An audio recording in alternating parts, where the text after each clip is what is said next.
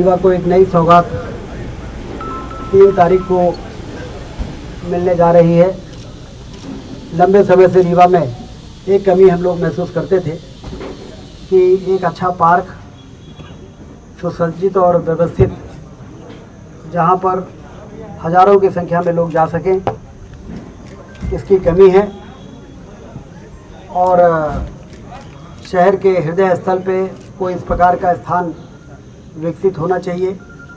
आज वो समय आया है जब 3 अक्टूबर को सिविल लाइन, यहाँ पर 50 से ज़्यादा जर्जर भवन 70 साल से ज़्यादा पुराने थे, जहाँ पर रहने वाले भी खुश नहीं थे, और सीलन और जर्जर भवनों के कारण उनके लिए नया आवास निर्मित करके और उस जगह को खाली करा के लगभग 10 एकड़ में एक पार्क का निर्माण हुआ है, जिसका नाम भारत रत्न पूर्व प्रधानमंत्री अटल बिहारी वाजपेयी जी के नाम से करके अटल पार्क का उद्घाटन 3 अक्टूबर को हम लोग करने जा रहे हैं।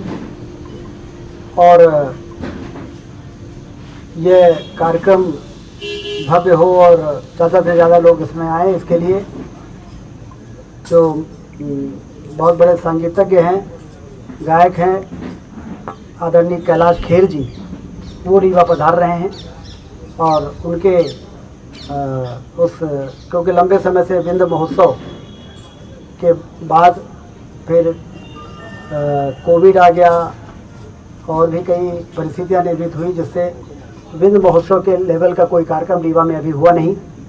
तो कैलाश खेर जी के इस कार्यक्रम से, जनरली हम लोग इस प्रकार के कार्यक्रम रीवा में करते हैं, जब कोई बड़ी उपलब्धि मिल जाती है उसको सेलिब्रेट करते हैं। आपको ध्यान होगा जब रीवा का बाईपास बना था तो राजू श्रीवास्तव जी को बुलाया था कि बहुत दिनों तक रीवा के लोग दुखी रहे तो दिल खोल के हंस सके, इसलिए राजू श्रीवास्तव को बुलाया था। और जब मुकुंदपुर में टाइगर सफारी का उद्घाटन किया था तो सवेरे मुख्यमंत्री ने टाइगर सफारी का उद्घाटन किया और रात में इंजीनियरिंग कॉलेज के मैदान में सोनू निगम का संगीत का बहुत बड़ा कार्यक्रम हुआ था विंध्य महोत्सव के अंतर्गत। ऐसे ही जब राज कपूर ऑडिटोरियम का उद्घाटन किया था तो एनसीसी ग्राउंड में सब ये संगीत के कार्यक्रम हुए थे। तो हमेशा से ये रहा है कि जब रीवा को लंबे समय के इंतजार के बाद कोई ऐसी सौगात मिले जो रीवा के लोगों के आत्मा को, दिल को खुशी दे सके, तो सिर्फ उस कार्यक्रम का उद्घाटन बनना हो, उसके बाद उसका सेलिब्रेशन भी होना चाहिए। तो सिरमौर चौराहे में फ्लाईओवर का तीसरा लेग जो बन के तैयार हुआ, उसके लोगों में बड़ी प्रसन्नता है। रीवा का एयरपोर्ट बन के तैयार हो गया है, उसको लेकर लोगों में बड़ी प्रसन्नता है। तो इसका सेलिब्रेशन होना चाहिए और इसलिए कैलाश खेर जी को बुलाकर 2 घंटे का 3 घंटे का जो भी उनका कार्यक्रम होगा उसमें रीवा के लोग उनके संगीत से आनंद उठाएंगे। क्योंकि कैलाश खेर इतने बड़े कलाकार हैं कि जब राष्ट्रीय स्तर का कोई कार्यक्रम होता है, हम लोगों ने देखा है, तो फिर उस राष्ट्रीय स्तर के कार्यक्रम में जब महाकाल लोक का उद्घाटन हुआ था, आपको ध्यान होगा, जब प्रधानमंत्री जी उज्जैन आए थे तो उसमें संगीत का कार्यक्रम जो प्रस्तुतिकरण था वो कैलाश खेर जी का ही था। और ऐसे ही हर जगह जहाँ पर प्रधानमंत्री जी जाते हैं किसी विशेष आयोजन में, तो संगीत का कार्यक्रम उससे जो जुड़ा रहता है उसमें कैलाश खेर जी रहते हैं। तो वो रीवा पधार रहे हैं, ये हम सब के लिए बड़ी खुशी की बात है। तो आप सबके माध्यम से मैं चाहता हूँ कि ये कार्यक्रम ऐतिहासिक रूप से सफल हो। इसके लिए आप सबके माध्यम से लोगों के बात, जन जन तक ये बात पहुँचे और आने वाला समय रीवा का बहुत ही स्वर्णिम समय है, क्योंकि कई ऐसे काम रीवा में हो रहे हैं जिसका लंबे समय से इंतजार था और वो काम न होने से हमारा रीवा पिछड़ रहा था। ये बाण सागर का बांध की सिंचाई के नहरों का जाल बिछ जाने के बाद रीवा की तस्वीर बदली है। ये हम नहीं कहते हैं, पूरा प्रदेश कहता है कि रीवा बदला है। रीवा के विकास के मॉडल को का उदाहरण दिया जा रहा है। पिछले दिनों मुख्यमंत्री जी ने जब चाक घाट की सभा को जबलपुर से संबोधित किया तो उन्होंने भी कहा कि रीवा का विकास का एक मॉडल बन गया है और आने वाला समय भी हमारा बहुत अच्छा है, क्योंकि अभी तो 3 लाख एकड़ में सिंचाई का पानी पहुंचा है। ये 3 लाख एकड़ से 9 लाख एकड़ हो जाए इसके लिए लगभग 4000 करोड़ रुपए के टेंडर हो गए हैं, जो सीतापुर माइक्रो, हनुमाना माइक्रो, बहुती कैनाल में 1400 करोड़ रुपए का स्वीकृति की योजना भारत सरकार गई है। आज मैं दिल्ली जा रहा हूँ, कल वहाँ के जल संसाधन मंत्री से मिलके और उसकी और पैरवी करूँगा कि जल्दी वो मंजूर हो जाए। 1500 करोड़ और, तो 4000 करोड़ का टेंडर हो गया, 1500 करोड़ का टेंडर और हो जाएगा, तो रीवा जिले और मऊगंज जिले की 9 लाख एकड़ में सिंचाई का पानी पहुँचेगा। तो 3 लाख एकड़ का जब ये असर हुआ है रीवा का कि लोग कहने लगे कि रीवा विकास का मॉडल बन गया है, तो जब 9 लाख एकड़ में पानी पहुँचेगा तो रीवा की तस्वीर कैसी होगी। और इसलिए एक और विकास और दूसरी ओर युवा पीढ़ी को नशे से बचाना। इसके लिए पिछले दिनों मैंने पुलिस के अधिकारियों का और जिला प्रशासन के अधिकारियों के साथ एक संयुक्त बैठक की थी। कुछ दिन पहले पुलिस वालों के साथ किया था, इस बार संयुक्त बैठक किया है और उसमें हमने कहा है कि नशा का अवैध धंधा करने वाले कोरेक्स और ये तमाम तरह की चीज़ों का धंधा करने वालों के जखीरों को पकड़ना, अपराधियों को जेल भेजने का काम पुलिस करे, और जो नशे के आगोश में आ गए हैं युवा पीढ़ी के लोग, उनको सुधारने का काम जिला प्रशासन करे। उसके लिए सुधार केंद्र खोले जाएं और वहाँ पर उनको पहुँचाया जाए, उनका आइडेंटिफिकेशन हो, उनको सुधारा जाए। और हमारे पास ऐसे उदाहरण हैं कि 3-4 महीने यदि सुधार केंद्रों में ईमानदारी के साथ उनको सुधारने का काम किया जाए तो वो बच्चों को नशा छूट जाता है और फिर वो बहुत अच्छा जीवन जीने के लिए तैयार हो जाते हैं। तो इसलिए एक और विकास और दूसरी ओर इस विकास का फल, स्वर्णिम भविष्य का जो फल है वो आने वाली पीढ़ी को ही मिलना है। लेकिन आने वाली पीढ़ी यदि उस फल को खाने के योग्य नहीं बचेगी तो सारा विकास व्यर्थ हो जाएगा, निरर्थक हो जाएगा। इसलिए इस दिशा में भी काम किया जा रहा है। इन सब में आप सबकी भूमिका भी बड़ी महत्वपूर्ण है, क्योंकि आपके द्वारा इलेक्ट्रॉनिक और प्रिंट मीडिया में इस तरह के मुद्दे जो लगातार उठाए जाते रहे हैं, उसी ने मुझे भी इस दिशा में काम करने के लिए प्रेरित किया है। और अब हम लोगों ने ठान लिया है कि जड़ पे जाकर और प्रहार करना है और इस समस्या से मुक्त करना है, जिससे जो सुनहरा भविष्य है वो विकास जो है वो वरदान बने। ये विकास अभिशाप न बने, वरदान बन जाए, इसके लिए हम लोग काम कर रहे हैं। तो कुल मिला के आज आप सबको बुलाकर और 3 तारीख को जो कार्यक्रम हाउसिंग बोर्ड ने पुनर्गठितकरण योजना के अंतर्गत जो इस काम को पूरा कराया है, बगल में हमारा ये सर्किट हाउस आप देख रहे हैं, ये बहुत ही बड़े बड़े महानगरों में इस प्रकार के सर्किट हाउस आपको नहीं मिलेंगे। जैसा रीवा में ये सर्किट हाउस बन के तैयार हो रहा है, जिसमें सभी आधुनिक सुविधाएं हैं और अब कोई भी वीआईपी, कोई धर्म गुरु और इस प्रकार के कोई भी लोग अब यहाँ से जब रीवा से गुजरेंगे, यूपी के लोग रीवा होते हुए यदि मैहर देवी जाएंगे, चित्रकूट जाएंगे और हाई कोर्ट के जो जस्टिस से लेके तमाम तरह के लोग और जो वरिष्ठ और ब्यूरोक्रेट और पॉलिटिशियन हैं और उस वरिष्ठ आपके बीच के जो लोग हैं, तो वो जब यहाँ रुकेंगे तो उनको फील होगा कि रीवा अब तेज़ी के साथ बदल गया है और यहाँ पर हर प्रकार की जो महानगरीय सुविधाएं हैं वो रीवा को प्राप्त हुई हैं। रीवा अब ये पितृपक्ष अपना समाप्त होगा और उसके बाद 20 अक्टूबर के आसपास इसके उद्घाटन से की तैयारी होगी। मुख्यमंत्री प्रधानमंत्री जी ने सैद्धांतिक रूप से रीवा के एयरपोर्ट के निर्माण होने पर प्रसन्नता भी व्यक्त की है और इसके लिए वर्चुअल लोकार्पण के लिए मैंने उनसे अनुरोध किया था। मुख्यमंत्री जी भी साथ में थे और उन्होंने अपनी सहमति दी है। डेट जल्दी फिक्स हो जाएगा। अभी हम दिल्ली जा रहे हैं तो वहाँ पर और भी फ़्लाइटें रीवा से शुरू हों, रीवा से इंदौर, इंदौर से हैदराबाद, हैदराबाद से रीवा, ऐसा एक सर्किट बन जाए। हमने कहा कि रीवा भोपाल तो जो हमारी कमिटेड फ़्लाइट है उड़ान में वो तो आ ही रही है, वो शुरुआत में शायद 19 सीटर या 26 सीटर से शुरू होगी, लेकिन 72 सीटर प्लेन यदि रीवा से इंदौर और हैदराबाद और रीवा ऐसा सर्किट बनेगा तो वो पूरा रीवा साउथ से जुड़ जाएगा और इंदौर जाएगा तो वहाँ से दिल्ली और मुंबई से भी जुड़ जाएगा। तो अब हवाई अड्डे बन गया, अब हवाई जहाज़ कैसे चलाना है, कहाँ से चलाना है, इसके लिए हम दिल्ली जा रहे हैं तो उसके लिए भी हम काम करेंगे। सर ये बिजनेस कॉन्क्लेव मीट होने वाली है अपने रीवा में, तो क्या मानते कितना इन्वेस्टमेंट यहाँ आएगा? 23 अक्टूबर को रीजनल इंडस्ट्री कॉन्क्लेव जो डॉक्टर मोहन यादव जी मुख्यमंत्री जी के नेतृत्व में हो रही है, पिछले दिनों सागर में हुई है, अब 23 अक्टूबर को रीवा में होगी, उसके बाद नवंबर में होगी होशंगाबाद में और फिर शहडोल में होगी। तो इसके बहुत अच्छे परिणाम मिल रहे हैं, क्योंकि डिसेंट्रलाइज्ड जो इंडस्ट्री कॉन्क्लेव है वहाँ पर लोगों को ज़्यादा बेहतर तरीके से उस एरिया को समझने में का मौका मिलता है कि किस प्रकार के इंडस्ट्री लगाने का यहाँ पर स्कोप है और ज़मीन कितनी है और रॉ मटेरियल क्या है, मार्केट क्या है।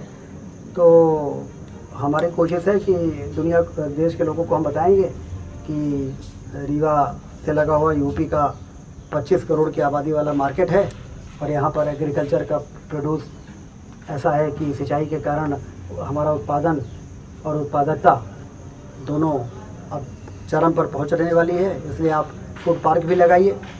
ये कॉलेज चौराहे में 60 करोड़ की लागत का हम IT पार्क बना रहे हैं और यदि हमारा हवाई अड्डा हैदराबाद और इंदौर और इन सब से जुड़ेगा तो IT कंपनियों को भी हम इसी आधार पर बुलाएंगे कि आइए हमारे यहाँ IT कंपनीज वाले। तो 7 या 8 मंजिल का कॉलेज चौराहे पे बन रहा है, तो उसमें हम एरिया देंगे बड़ी बड़ी IT कंपनीज़ को, तो एक एक कंपनी हज़ार लोगों को रोज़गार देती है, तो उसमें भी रोज़गार मिलेगा। और गारमेंट का आजकल बहुत चल रहा है गारमेंटिंग में, कि पहले वो उस एरिया के लोगों को ट्रेनिंग कराते हैं सिलाई का और इस प्रकार की चीज़ों का, और फिर अपनी फैक्ट्रियाँ लगाते हैं।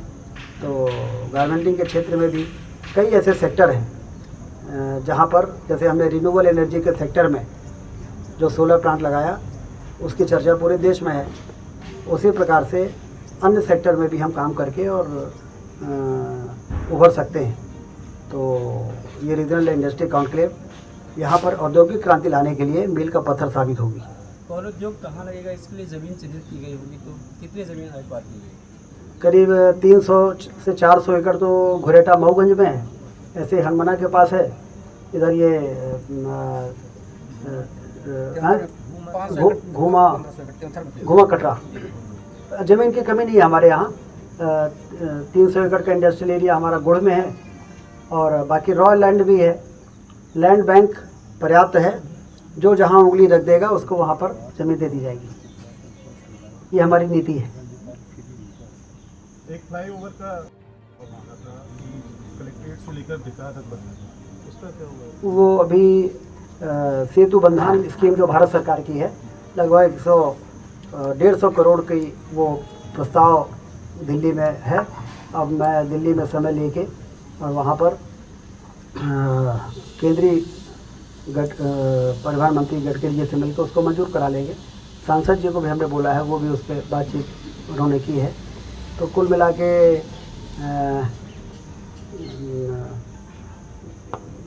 इंफ्रास्ट्रक्चर से संबंधित कोई भी काम, जैसे बेला से सिलपरा से बेला 4 लेन के साथ 250 करोड़ की बन रही है। पहले एक कंपनी फेल हो गई, अब दूसरी कंपनी बना रही है, उस 1 साल के अंदर वो बन जाना चाहिए। और ऐसे ही रीवा बाईपास 2 लेन से 4 लेन 450 करोड़ रुपए मंजूर हो गए हैं, उसके टेंडर हो गए हैं और नवंबर में उसका काम शुरू होगा। और तो पूरे रीवा के चारों तरफ रिंग बन जाएगी 4 लेन की। रतरा से सिलपरा बना हुआ है, बाकी सारा 4 लेन बन जाएगा। तो चौतरफा विकास, इसी को चौतरफा विकास के मार्ग खुल जाते हैं जब किसी रिंग रोड बन जाती है। तो उस दिशा में भी सारी मंजूरियां हो गई और काम शुरू होने वाला है। स्वास्थ्य सेवाओं को लेकर एक सवाल है मेरा देश की, और अभी भी हमारे जिला मुख्यालय के जो हॉस्पिटल काम कर रहे हैं उनमें वो बेहतर सुविधाएं अभी भी नहीं मिल रही हैं, जिसकी कल्पना आप कर रहे हैं। तो ये क्या ऐसा कुछ करेंगे प्रशासनिक व्यवस्था के माध्यम से, क्योंकि डॉक्टर काम नहीं करते, प्राइवेट सेक्टरों को जांच। देखिए, आज विश्व हृदय दिवस है और आज मैं सुपर स्पेशलिटी अस्पताल में सिर्फ इसलिए गया था कि 3 बहुत ही गरीब परिवार की महिलाओं का 2 दिन पहले बाईपास सर्जरी हुआ था, हार्ट का बाईपास सर्जरी, जिसमें एक बाईपास हुआ है, 2 ये वॉल्व रिप्लेसमेंट का, उसमें तीनों में हार्ट खोलना पड़ता है। कभी हम सोच सकते थे कि रीवा में कोई ऐसा अस्पताल सरकारी बन के तैयार होगा जहाँ पर बाईपास और ओपन हार्ट सर्जरी का ऑपरेशन होगा। तो बहुत हम आगे बढ़े हैं स्वास्थ्य के क्षेत्र में, लेकिन मैं आपकी बात को इसलिए खारिज नहीं करता कि सुधार की लगातार संभावना है, तो उस पर हम लोग नज़र लगाए हुए हैं। उसके बाद हम सुपर स्पेशलिटी के पीछे जो 30 करोड़ की विस्तार का ब्लॉक बनने वाला है उसकी हमने पूछताछ की, क्योंकि 250 बेड का सुपर स्पेशलिटी बहुत छोटा पड़ रहा है। इसी से आप समझिए कि उसके प्रति भरोसा पड़ रहा है, तभी तो लोग वहाँ पहुँच रहे हैं। तो 250 बेड का अस्पताल छोटा पड़ रहा है, तो उसको 400 बेड करने के लिए काम शुरू हो गया है। ऐसे ही कैंसर के लिए किसी मरीज को जाना पड़े तो लिनेक मशीन आती है जो 32 करोड़ की आती है, उसका रीवा के लिए मंजूरी दे दी है और उसकी बिल्डिंग बन रही है। हर 10 दिन में हमने कहा हम आएंगे, बिल्डिंग को जल्दी पूरा करो, मशीन लगाओ, जिससे कि जो जवाहरलाल नेहरू कैंसर अस्पताल में और टाटा अस्पताल में जो इलाज होता है वो यहाँ पर लोगों को मिल सके। पैट स्कैन लग रहा है, पैट स्कैन और लिनेक ये कैंसर के डायग्नोसिस के लिए और इलाज के लिए बहुत ही आधुनिक मशीनें हैं, जिसके दम पर महानगरों में बड़े बड़े अस्पताल चलते हैं। वो चीज़ें हम यहाँ पर सुविधा लगा रहे हैं। एंजियोप्लास्टी इतनी ज़्यादा हो रही है हमारे यहाँ कि एक कैथ लैब मशीन और हमने ऑर्डर करवाया करीब 20 से 25 करोड़ का, वो भी रीवा के सुपर स्पेशलिटी के लिए मंजूर हो गया है। तो आप की जो बात है, मैं हमेशा इस बात का पक्षधर हूँ कि लगातार इसमें हमको काम करना है। हमें जब तक हमारे ब्लॉक लेवल पर सामुदायिक स्वास्थ्य केंद्र, जिला अस्पताल के स्तर पर अपग्रेड नहीं हो जाते, तब तक हमारा हेल्थ में काम अधूरा है। इसलिए उसको हम जिला अस्पताल के स्तर का बनाएंगे, जिससे हमारे जिला अस्पताल में भी ज़रूरत से ज़्यादा भीड़ ना हो। कोई जब ज़रूरत से ज़्यादा भीड़ होती है तो जो आप शिकायत कर रहे हैं उस प्रकार की शिकायतें आना शुरू हो जाती है। और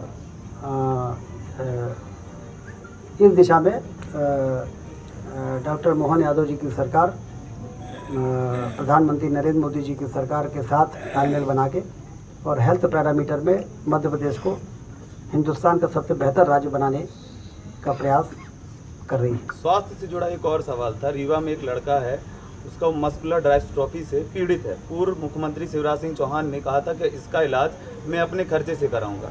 जिला संजय गांधी में वो भर्ती है, अभी भी वो इसी से पीड़ित है। इस पर क्या कहना है आप? इसमें हमारी 3 दिन पहले बात हुई है और भोपाल से CMHO को मैसेज आ गया है, उसको हम मेदांता पहुँचाएँगे और शायद साल भर में उसका 4-5 लाख रुपए का रेगुलर इलाज कराना पड़ेगा।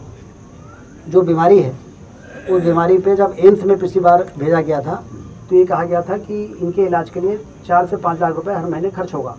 तो वो सारी व्यवस्थाएं जो होगी वो हम लोग करेंगे। प्रायः देखा जाता है में सर जो है डॉक्टरों की कमी है, क्या प्रदेश स्तर पर कोई कार्रवाई हो? 30,000 लोगों की भर्ती हम करने जा रहे हैं, जिसमें लगभग 3,000 डॉक्टर हैं।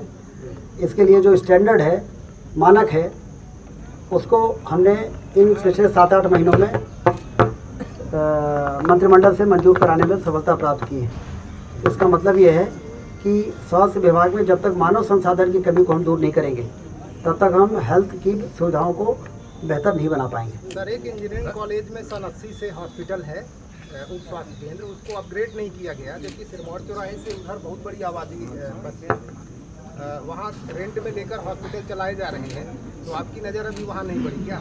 नहीं, हमारी नज़र पूरे प्रदेश में है कि मानव, जो ये मुकुंद मिश्रा जी ने कहा ना कि इस यहाँ पर IPHS के हिसाब से बिल्डिंग बना देने से नहीं चलेगा, उसमें हमें मानव संसाधन बिल्डिंग के अनुसार कितना लगेगा, उसके क्या नॉर्म्स हैं, उसको जब तक हम मंजूर करा के और भर्ती की प्रक्रिया पूरी नहीं करेंगे तो लोग बिल्डिंग में जाएंगे और वहाँ पर उनको रेडियोलॉजिस्ट नहीं मिलेगा, उनको एनेस्थीसिया सर्जरी वाला मिल भी जाएगा तो वो कह देगा एनेस्थीसिया वाला नहीं है।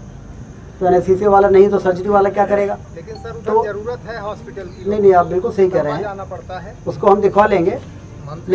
लेकिन मानव संसाधन की कमी जो आने वाले 4-6 महीनों में दूर होने वाली है, जो हमने बताया कि 30,000 लोगों की भर्ती हम कर रहे हैं, जिसमें डॉक्टर भी हैं, सपोर्ट स्टाफ भी है, पैरामेडिकल नर्स से लेके टेक्नीशियन, इन सब की जो भर्ती होने वाली है, उसके बाद बहुत तेज़ी से लोगों को स्वास्थ्य केंद्रों में सुधार दिखाई देगा। प्रायः देखा जाता है कि जो विशेषज्ञ हैं, चिकित्सालयों में विशेषज्ञ हैं और वो पूरा टाइम नहीं देते सर। वो क्या पूरे लोगों को ऐसा होगा कि वो पूरा टाइम दें? होगा। जूनियर डॉक्टर रहते हैं अधिकतर, ऐसी शिकायत जनता अच्छा, सवाल सबसे अच्छा रहता होगा कि नहीं, बोल दिया होगा। नमस्कार, मैं डॉक्टर अखिलेश पटेल, संचालक नेशनल हॉस्पिटल रीवा से। आज आप लोगों के माध्यम से कैंसर के लक्षण को कैसे पहचाने इस विषय में एक छोटी सी जानकारी देना चाहूँगा। बात करें कि विंध्य क्षेत्र में पुरुषों में सबसे ज़्यादा कैंसर मुख का कैंसर होता है। मुख के कैंसर को कैसे पहचाने? कभी भी मुंह में या जबान में कोई भी छाले जो हफ्ते 10 दिन से ज़्यादा समय तक हैं, दवाओं से ठीक नहीं हो रहे हैं, तो अपने नज़दीकी चिकित्सक को ज़रूर दिखाएं। हो सकता है वो बड़ी गठान हो। लक्षण जो है शुरुआत में ही पहचान में आ जाते हैं तो उसका संपूर्ण इलाज हो सकता है। दूसरी बात करें महिलाओं में, तो महिलाओं में विंध्य क्षेत्र में बच्चेदानी का कैंसर और ब्रेस्ट छाती की गठान का कैंसर सामान्यतः पाया जाता है। उसमें अपन बात करें लक्षण क्या आते हैं, तो छाती में यदि किसी भी लेडीज़ को, यदि वो 30 साल या 35 साल से ऊपर की हैं, कैसे भी असामान्य गठान छाती में महसूस होती है तो अपने नज़दीकी चिकित्सक को ज़रूर दिखाएं। वो सामान्य या असामान्य या कैंसर जैसे भी बीमारी हो सकती है। और महिलाओं की दूसरी जो सबसे बड़ी बीमारी है वो होती है बच्चेदानी का कैंसर। बच्चेदानी का कैंसर अमूमन 40 वर्ष के ऊपर की ही महिलाओं में पाया जाता है। उसमें असामयिक तरीके से रक्त का स्राव या मावात का जाना, ये उसका प्रमुख लक्षण रहता है। तो यदि किसी भी महिला को असामान्य रक्तस्राव और मावात जाने की शिकायत लगातार बनी हुई है तो अपने नज़दीकी चिकित्सक को जरूर दिखाएं। ये हो सकता है कि बड़ी बीमारी हो। समय रहते यदि इसका पता लगा लिया गया तो इसका इलाज पूरी तरीके से उपलब्ध है। और ये इलाज हम नेशनल अस्पताल रीवा में आयुष्मान, ESIC एवं विभिन्न सरकारी योजनाओं के द्वारा निःशुल्क उपलब्ध कराने के लिए संकल्पित है। नमस्कार।